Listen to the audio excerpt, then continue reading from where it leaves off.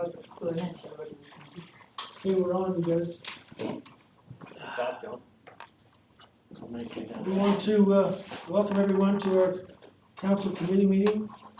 Does anybody have any additions to the agenda?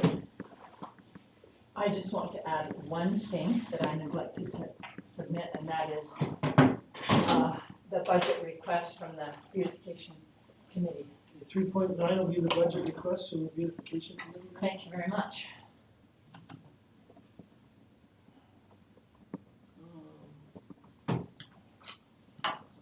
We are also going to move, what is it, 3.5 down to closed session. So we'll get right into it. At 3.1, COVID update, Curtis? Just some more documentation for your reading pleasure. So tonight I was watching the news and they said we might move into phase 2 on March 1st, which would be very nice. I hope that happens. This is Dr. Henshaw talking. So yeah, okay, that's for your reading. I hope everybody had a chance to read it. Any questions, any comments from anybody? Just so we keep on progressing. Well, there's sure not very many cases here, in the south. I still like our letter that we had, that we're sending away from last week. I still like the regionalization. That's what the letter's about, Yeah. regionalization. Okay, we'll move to 3.2 then, the Raymond Waste Diversion Proposal. Go ahead, Curtis. So I just realized when we uploaded it, it kept the comments on the side, so I apologize for if it's affected the formatting. That obviously won't be there when we submit it, but this is something that we've been considering internally as with the respect of how we can better manage the waste that we have at the waste transfer station, and also try to build it in line with the intent of the Chief Mountain Regional Solid Waste Commission. So what this is basically talking about is trying to, the Chief Mountain has a policy for municipalities that divert recyclables, so this would be your glass, plastic, paper, tin, cardboard from the landfill. They will reimburse you a $30 a ton kind of reimbursement rate at the end of the year. I was not aware of this policy, and I'm not sure if anyone at the town was, and so I don't think historically we've ever submitted a claim for it. However, we did this year. We diverted about just over 70 tons of recyclables. So 70 times 30 is just about $2,100 we got back, and that's very much appreciated.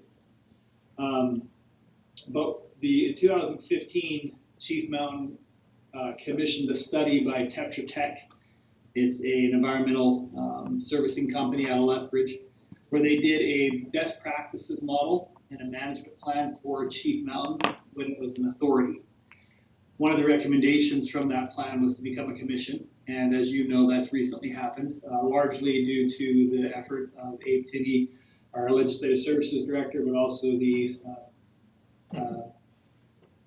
Senior Executive Officer, I think is what they call it at Chief Mountain.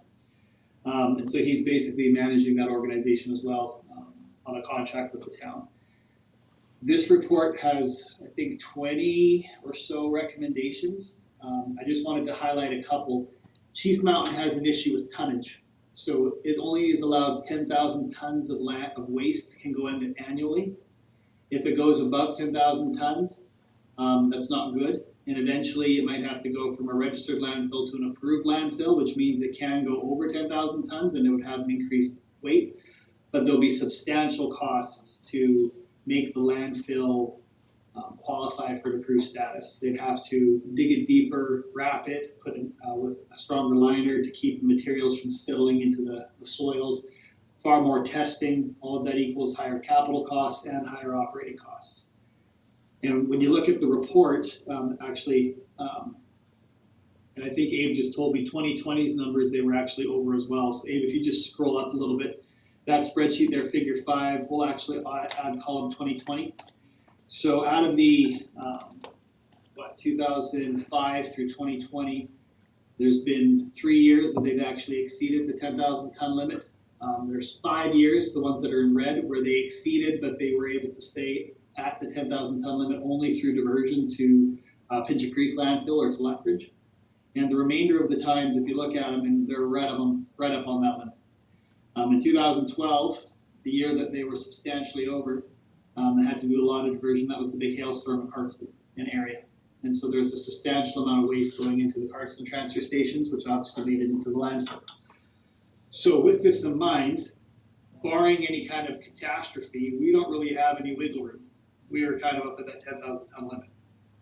In 2015, the town started taking some steps to, or 16, to enhance the collectibles that we can divert out of the landfill. So we've made some, in 2011, we expanded the cell capacity of our transfer station. We paved that area just to the west and added the Lego blocks all the way around it for all of the materials that are there. In 2015, we switched to a different type of recycling where we have the trailer unit or the green hook bin trailer unit like the city of Lethbridge does versus having a horse trailer, so we can have more capacity. We feel that this, along with the organics pile that we started collecting while the grass clippings, has had a direct impact in reducing a significant amount of tonnage that would have come from Raymond. So as an example, last year, we diverted 70 tons of recyclables, but we also diverted about 250 tons of organics. So, you know, you add an extra 320 tons to that 10,000 ton limit. It's not the end of the world, but if every municipality was able to pull out 300 tons or 200 tons, or depending on your size, 50 tons, that collective volume, as we are able to further divert more from the landfill, would be able to keep us probably beneath that tonnage concern consistently. And so what we're proposing here, Abe, if you just want to scroll down to that last page, is a proposal to have Chief Mountain address their tonnage policy again, but consider increasing that rate from $30 a ton to 75 to 100, somewhere in there. And also to allow organics or compostable materials to be included within the diversion policy as it is presently not. And we feel, Abe, if you want to just scroll up a little bit, the figure 7 there that you see, that is, sorry, scroll down, Abe, figure 7? Yeah. That graph there was a cross section. They came out to every land transfer station in 2015, I believe in that third week of May, and basically just rummaged through the garbage and took some measurements as to the volume of waste. Raymond is that second column on the left. These are the 8 largest transfer stations within Chief Mountain. I believe there's 16 total within the Chief Mountain system. Raymond's the second biggest as far as volume on that day. And if you look at the green, that's the organics and compostable, and you look at the blue, that's recyclables. So of all those categories in the 8 largest transfer stations, if you knocked off the green and the blue, or a substantial amount of it, you're probably not going to get it all. But if you got a substantial amount of all of those, I mean, that's a significant reduction in tonnage per day, which would have a significant cumulative reduction overall in the year. And so we feel that if there was an increased rate to reimburse the municipality for the increased costs that they incur for the diversion, it would make it more cost effective for us to continue with diversion, but it would also maybe encourage other communities and even Raymond itself to go further.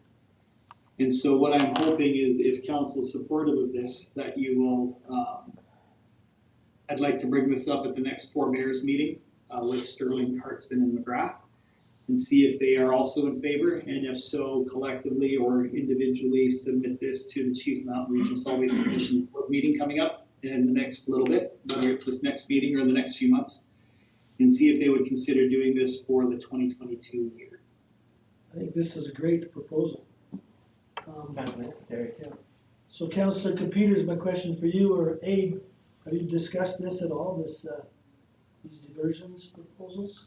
A couple meetings ago, the council from McGrath did discuss incentives for diversion of some kind, of having grass clippings in a certain spot without getting into the landfill. But it was just a brief discussion. It wasn't really involved.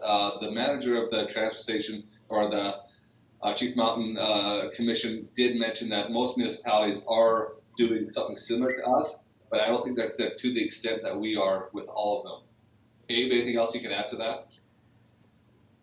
No, Not really, other than diversion is a priority for the board. Hey Bryce, this is one of the priorities to get this under control, and as Councillor Peters mentioned, this has come up, and more pressure from the participating municipalities will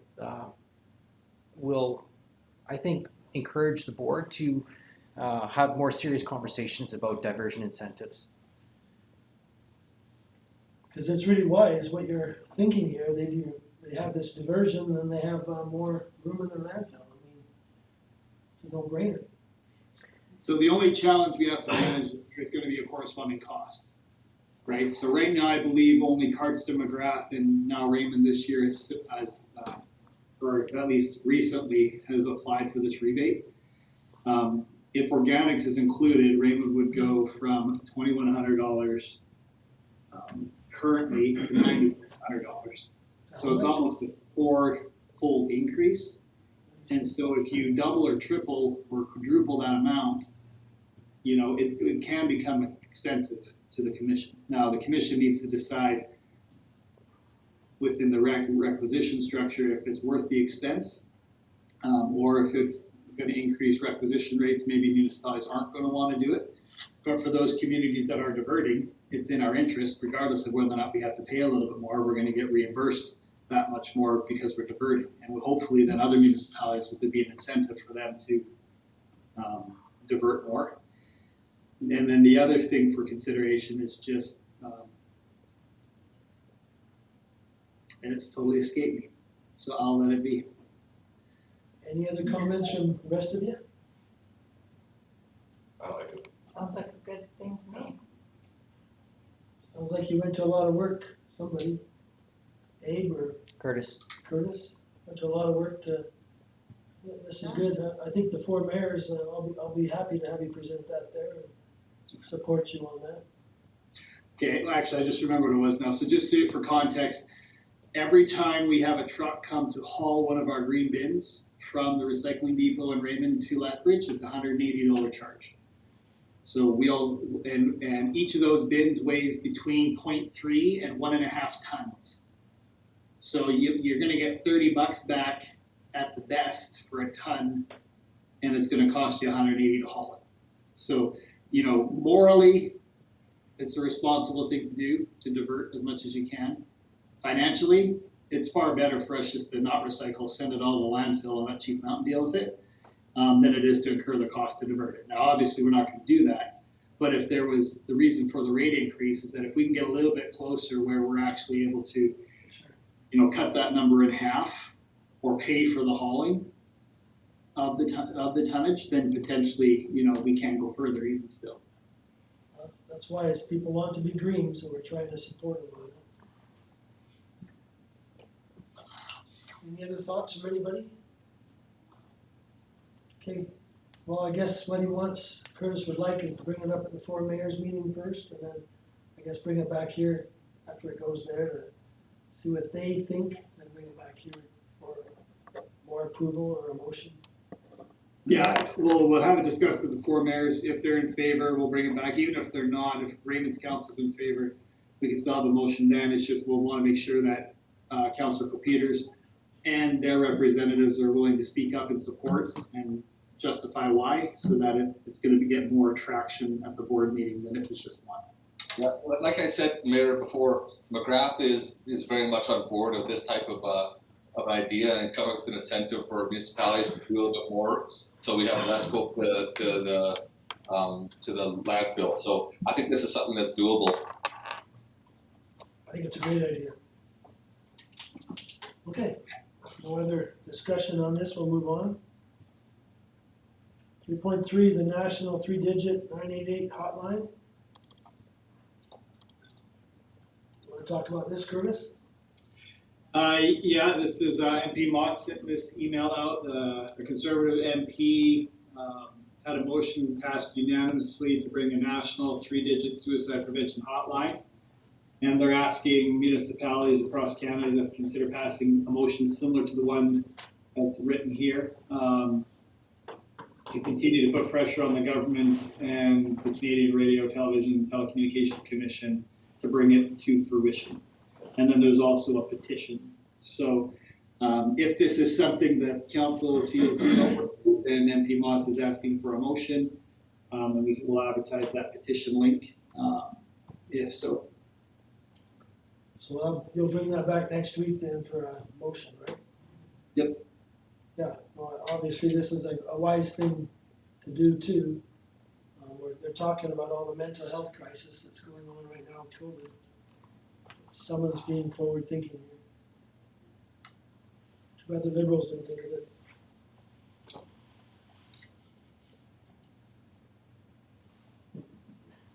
I was waiting for you guys to chuckle, but it was a little bit. Sorry, I was reading something, but I got it eventually. A little slow today. Okay, so everybody okay with that? We'll bring it back next week for council. Okay, we'll move to 3.4, the subdivision decision, extension request. So Bonnie Bruner, our planner with Old Man River Regional Services Commission, has this memo. In 2018, council granted a subdivision approval for a parcel of land in our industrial park. There's a time frame in which that has to happen. Otherwise, you need to request an extension. The original permit's expired. The applicant has since come in after the fact, and that is allowed still. And is now asking for an extension so that he'll have time to finalize the subdivision as was originally approved. Nothing changes with the original conditions. This is just giving the applicant an additional amount of time to actually complete the subdivision. And so what we'd require is a motion to grant one or more extensions to the endorsement period. And so if we're willing, at next council meeting, we'll pass a motion however long it is that you're looking to give the individual to finish the application for subdivision. We'll get that to Bonnie Bruner after next week's council meeting, and she can inform the applicant of your decision. Okay. I'm surprised this hasn't happened yet.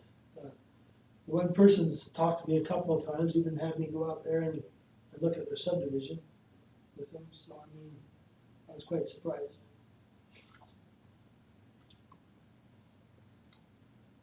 Anybody have any questions on this? Okay to bring it back next week? Okay. We'll bring that one back next week too then, Curtis. 3.6, the Canadian Badlands Notice. We've discussed the Canadian Badlands, I guess, every year during your term. And has been the general sentiment of saying, well, we'll give our year's notice to drop out of Badlands. We've never actually done that, and we've just written our check again to renew. And Mayor Depew wanted this brought up as for a conversation if we want to continue on with Badlands or if it's something we want to give our year's notice. And so that's just what it's here. I believe the amount we pay was just about $25,000 to $3,000 a year to be part of Badlands. They are undergoing significant change at the moment. A number of communities have dropped out in our region, and so I guess council needs to decide if there's value for the money there to what we feel we're getting, or if we feel that $2,000 to $3,000 can be better spent on local initiatives of your own choosing. Mayor, Councilor Foss. just a little context from, so Badlands went through an engagement with their members to determine the future of the organization. I think they let all their administrative staff go, and so it's board run right now. And based on their engagement with constituents in the organization, they determined that it's not sustainable in its current form. There were big question marks about provincial funding to keep the organization going forward. And basically it's an organization that's in significant flux from where it was, a year, 2 years ago. So yeah, there's enough question marks for me that I don't know that we're getting anything unless our hope is to keep paying and keep it sustainable enough till they can figure out what they're gonna do, but I'm not sure if that's in our interest. I think we talked about it last year, how the other communities in our area were bowing out. And I was hoping we were gonna bow out last year, but we didn't. Anyway, I wondered, Curtis, if we could send him an IOU instead of a check. I think it's pretty good. Oh, that would have been Good plan. I'll see how many people are watching tonight. Anyway, yes, is that, everybody okay to bring that forward next week? Is there a motion? Sure. Okay, then we can give it a 12-month timeline to drop out. Okay, we'll move on. 3.7, the council commitment statement. This was interesting. So the strategic plan that we have outlines our vision statement, purpose, and values or principles.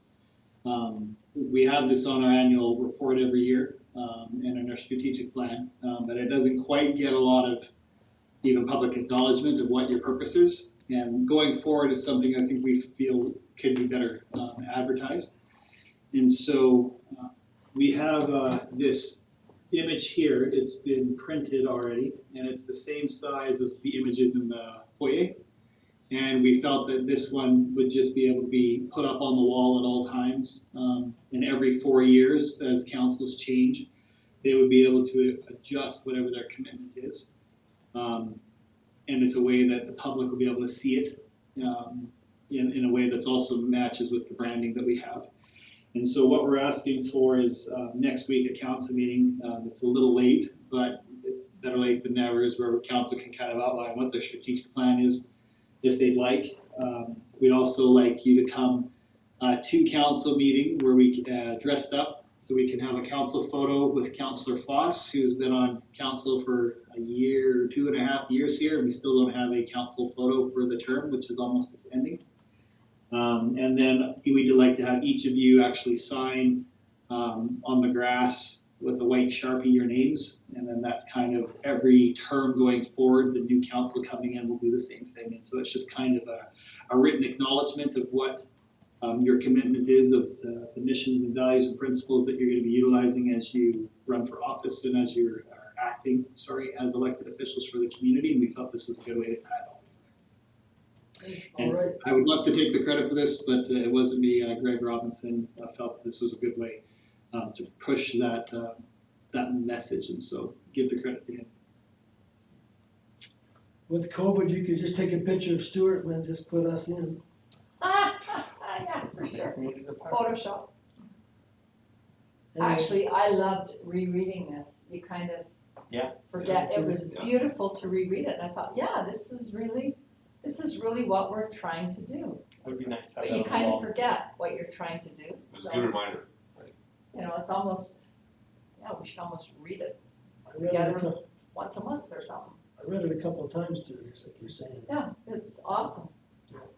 I loved reading it again. Okay, so everybody remember to dress up next week. I'm sure we'll get a reminder email, right, Curtis? I'll write that down. Okay. So do you want us to come like at 1:45 or something? Do it ahead of time? You gonna do We'll do it after, if that's okay. it Just after, okay, not be rushed. you bet. Sounds good. Okay, 3.7, the RCMP police priority discussion. Sergeant Wright came last week and presented the quarterly stats, a few quarters behind, but they were presented. This is what we have posted as council, our RCMP priorities as of October 20th, 2020. They're asking for our 2021 priorities. And so I just wanted council to review this and see if they're comfortable with this or if they'd like to make any changes. The suggestion I had was maybe make it more, we do have some themes, but some of them were getting a bit specific. And I think the RCMP is just looking more so for broad themes to kind of focus their initiatives that they're working on. And so I don't know if we want to adjust or remove or add different priorities, but 3 or 4 at the most, just so that they can focus on these initiatives throughout the year. Sergeant, I did go as far as saying, the drug crime enforcement one is difficult because individuals using drugs in a private home isn't really something that they can action. As odd as that may seem, it's not like people are going there buying drugs, as far as they can tell, and because of that, it's hard to really do anything about it. The 1 or 2 or 3 houses we have in town that are, I guess, the cause for all the concern. And so, if we wanted to keep that on there, we can. If we want to pull it, that's fine. Obviously, they'll keep an eye on things as they need to, but he's just not sure. He feels, I guess, he's concerned that if it's on there and they're not able really to do much about it, he doesn't want you to feel that they're not trying or acting. They're doing what they can when they can, but it's a kind of a gray area where it's hard to really do much on. So I was gonna say, he did talk about those homes were not where drugs are being made, but where drug addicts live. And they are keeping an eye on them. They have to keep an eye on them, right? But it's not a crime to consume, it's just a crime to sell it, if I understand right. Well, So if they're in their own home, it must be a crime to consume because they have to get them from somewhere, and it's illegal to buy or sell drugs, isn't it? Illegal drugs, isn't it? Illicit drug, yeah. But I think they know which houses they're watching, they watch them all the time, so. Like you say, whether we have that there or not, they're still doing it. That's part of their mandate. But we definitely want the patrol visibility, the emphasis on night patrols, Sure. that and also the theft. the theft and the property well. crime. And Just in my neighborhood, about a week ago, there was someone going around checking doors on cars. I didn't see him, but someone on my street said they saw him. So, but like Sergeant Wright said, we gotta report all those. No matter how small we think we are, we need to report. We learned that last week, there's no action. Yeah. If they're not reported. Exactly, so if they go and they only have 2 or 3 reports, that's not very much, but they have 20 or 30, then they get more action for it. In fact, that might be as effective as us setting a priority. I mean, if they get a lot of complaints, then they're gonna act on them. Yeah. Maybe we should have that down. So we just need to Is get there- people to report more. Is there a way we can announce, or talk about that on Facebook, Curtis, have that announced to people, that you're Yeah. reporting things to, when things happen, and then the RCMP can act on them? If we let the Yeah, community members if we- know, it's actionable when it's complained, when it's reported. I think there's 52 to 58 detachments in the province of Alberta, and Raymond is always like in the 50s for the least amount of crime. And so, we have, our staffing levels are based upon all the population. And so if you want more bodies here, there needs to be a consistent number of increased calls. So if people are calling and reporting everything, it may not make a difference for your individual application, but the consistent reporting is going to demonstrate a need and focus the police's attention on certain areas and certain challenges. And so it's definitely something we can use to advertise. exactly what you just said would be a nice announcement or paragraph or whatever to make, so people would know, okay, even if I don't get immediate, reconciliation, it's a good thing to do because it will make sure that we keep our RCMP that we have here. Otherwise, we may go down in numbers.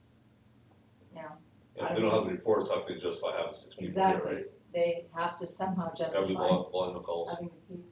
Also, it doesn't say anything about rural, but I'm sure, when they say theft, should we do rural people and make, I think so. do rural people call the RSMP even though they think, oh, we'll never see those people again, or, I I don't know. I like what they're doing. Mayor, if if people Well, I know when I, rurally call the RCMP and say, this was stolen, even though you'll never find out who they are, we should report it.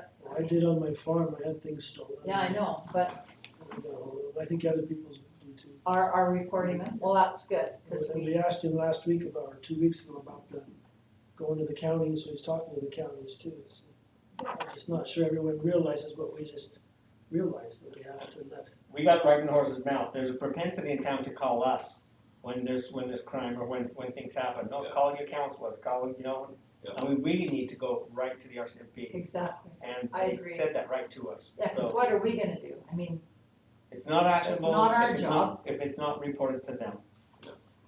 correct. I will say too, at the AUMA policing Zoom meeting I attended, they talked about making sure your detachment knows your priorities, and I thought that was kind of interesting, because we've been doing this for a while now.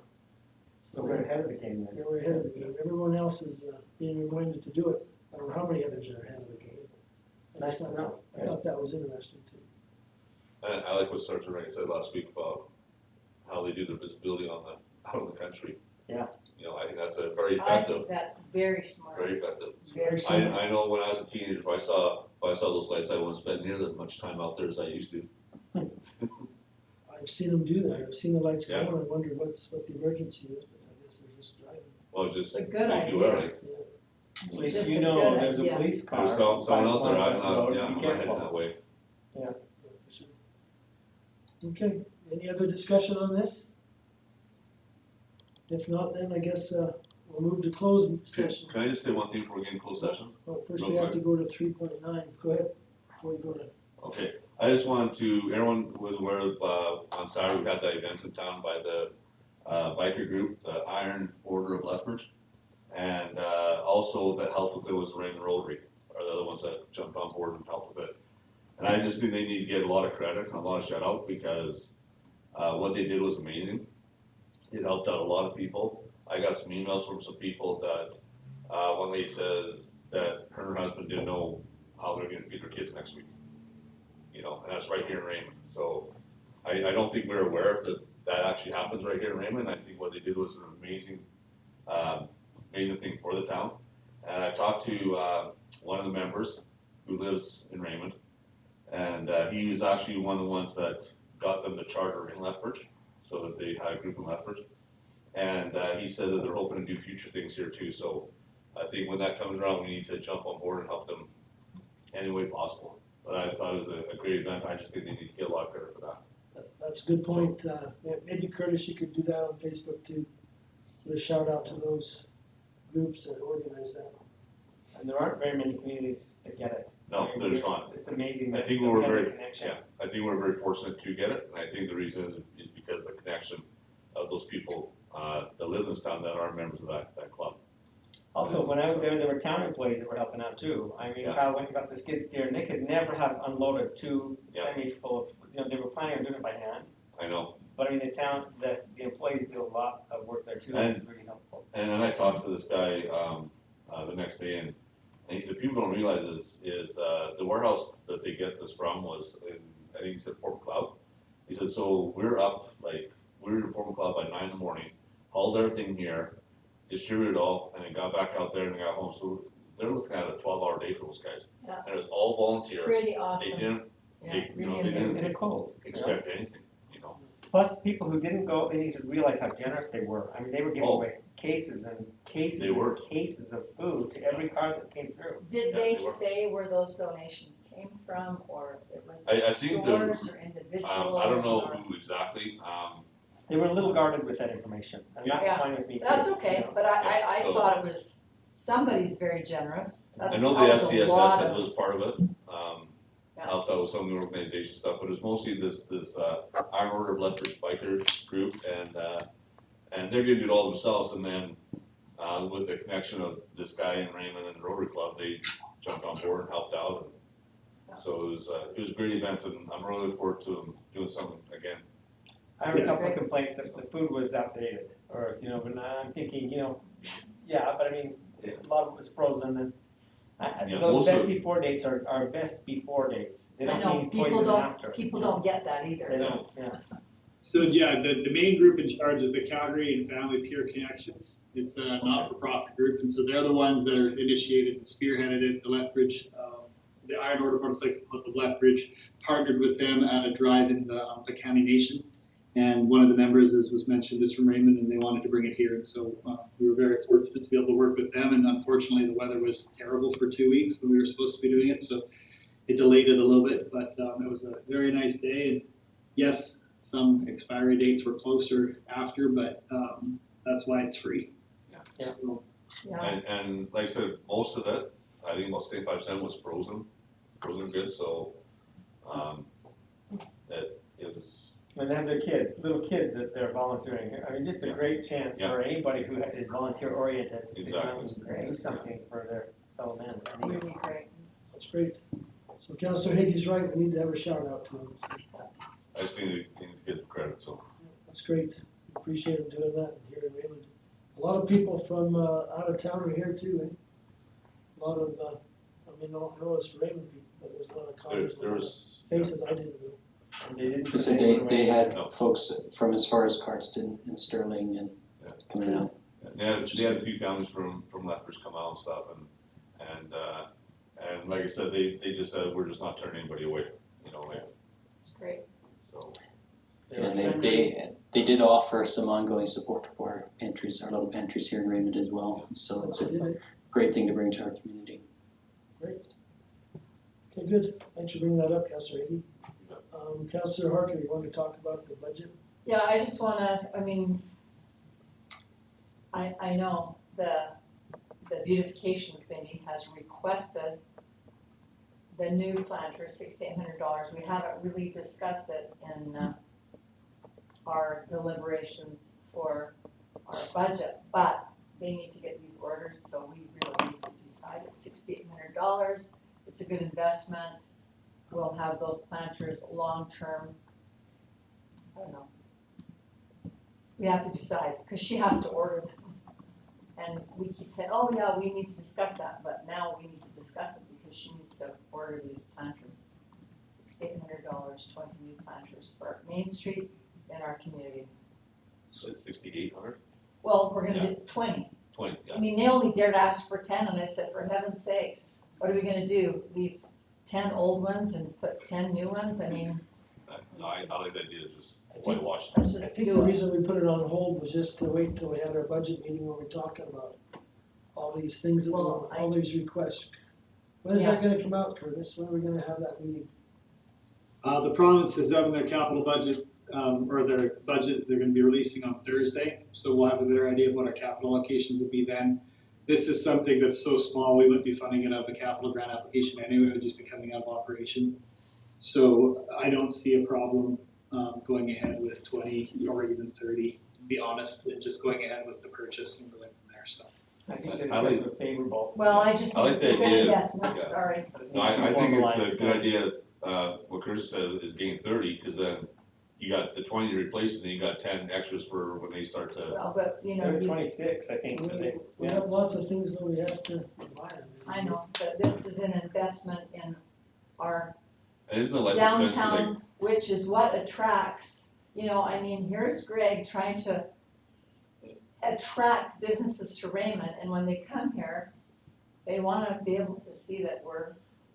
I like the doing some idea, I good can't remember, stuff. sorry, I can't remember who brought it up last week, the idea of people sponsoring them. Yeah, and Right, we so we're can, talking- we we're talking can do about that, that so in we the could get future, 'em. but right now, we gotta get them ordered. Well, we because could get them and then ask people to sponsor them, and We then, sure could. you know, and- put their name yeah. on it or whatever. I agree, but to So it might begin not cost with, we just have $1,600. to get them ordered. So how much are they a piece? Is that Well, $307 a piece. Yeah. 307? they're big planters that are, They look nice. they look Self-watering, nice. they cut down on costs, I mean, you will save money. They're gonna and save We'll, money. we'll save more money on the watering, Yeah. I think, than what they actually cost, I'm voting In the for it when long they run. come up. in the long run, Yeah, they will. for sure. So it's just a good investment, so. We'll have to vote on this next week, but I just wanted to get an idea so she can get these ordered, because it all takes time. So Curtis is right, the budget does come out on Thursday, I think it is. So if I have her get them ordered, then and we don't have the budget, I guess we'll be doing scrambling to get, A lot of people- sponsors. a lot of sponsors, but I just want her to get them So ordered. can they wait till Tuesday just to see what the budget is from the? So, I guess, but I don't know how that's gonna make, so I think just one point of conversation here, the provincial budget won't have any impact on this. It won't take. okay, let's just, Capital do plan, it. this will be too small for us, it's a minimum, probably 40 grand to use as a capital project. And this won't get to that high, so we won't be able to use the capital grant money for this, this is something we'll have to pay for out of operations. And, we can absorb this in our budget, as you said, we're gonna be spending staff time watering, we're gonna be buying flowers, there's other things that we can adjust in here to make this work. I'm not worried. We already have one sponsor, by the way. Okay, good, who's Someone who's that? watching, Someone's watching. Great, good old Ann Williams. I was just gonna Okay. say, Oh, it's there we go. It's gotta be, thanks, I'm Ann. supposed to say names over the True. broadcast, but I guess we just did. But But that's that's a for good cause. advertising purposes, you know, Yeah. if that gets somebody's name in, on Yeah. Main Street, that's, Exactly. And Fantastic. there will be families that will sponsor them. And yeah, we can request that as we go along, but right now, I just want her to get them ordered, because it takes time to get them. I think we'll easily get 10 families to I sponsor do those, too. and that cuts the cost right in half. Okay, thank you, Okay, thank you for bringing that up. I'm gonna go ahead with that, Okay, thank you. let's have a motion to go into close then. Councillor Fromm, all in favor? Yes. Okay, we're now closed, thank you.